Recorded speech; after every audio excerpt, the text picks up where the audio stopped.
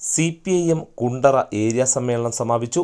കേരളപുരം ജംഗ്ഷനിൽ നിന്നും നൂറുകണക്കിന് ചുവപ്പ് സേനാംഗങ്ങൾ അണിനിരന്ന ബഹുജന റാലി ചന്ദനത്തോപ്പിൽ സമാപിച്ചു. തുടർന്ന് നടന്ന പൊതുയോഗത്തോടെയാണ് ഏരിയ സമ്മേളനത്തിന് സമാപനം കുറിച്ചത്.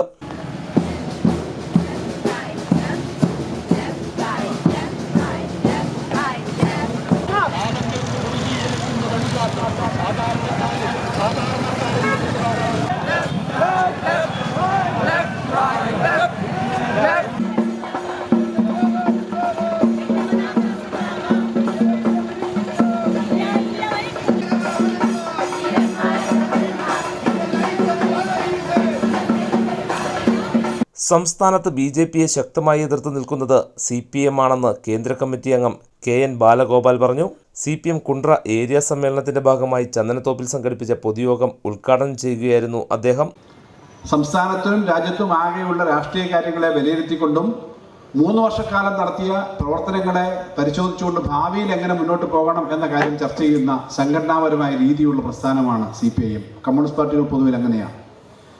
കോൺഗ്രസും BJPയും ഒന്നും അങ്ങനെ സംഘടനാപരമായ കാര്യങ്ങൾ നോക്കണമെന്നില്ല. അവർക്ക് വലിയ സമ്മേളനം ഇടയ്ക്കിടയ്ക്ക് ചേരും, അവിടെ ചില പ്രഖ്യാപനങ്ങൾ നടത്തുമെന്നുള്ളതാണ്. അതിൽ നിന്ന് വ്യത്യസ്തമാണ് ഇടതുപക്ഷം.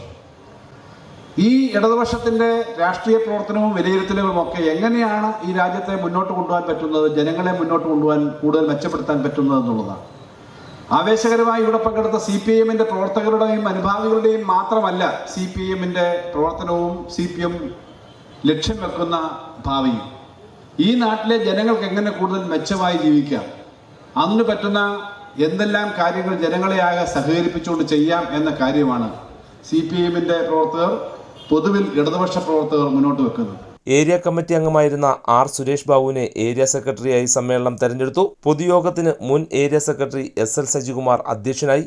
സംസ്ഥാന കമ്മിറ്റി അംഗം J. മേഴ്സിക്കുട്ടിയമ്മ, ജില്ലാ സെക്രട്ടേറിയറ്റ് അംഗം C. Baldwin, B. Suchindran, C. Santhosh, C. Somanpillai, S. Anilkumar, P. Vinithakumari, Juliet Nelson, H. Hussain, Divya Jayakumar, Mini Thomas, G. Susheela എന്നിവർ പങ്കെടുത്തു. Area secretary R. Suresh Babu സ്വാഗതം പറഞ്ഞു. News desk, Kerala Prime today.